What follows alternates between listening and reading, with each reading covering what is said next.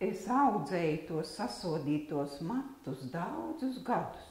Tas bija smags darbs, jo mati ir trausli, smalki un plāni.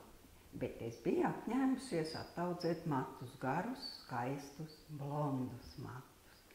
Reiz mēnesī augošā es apgriezu galus 1 centimetru mēnesī.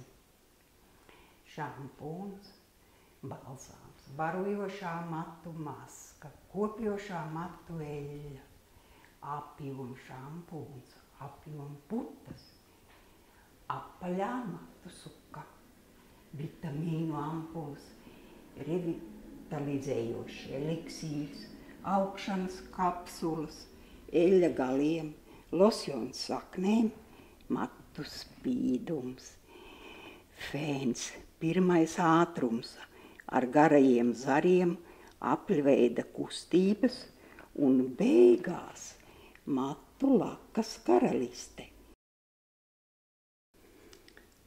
Tā pagāja gadi.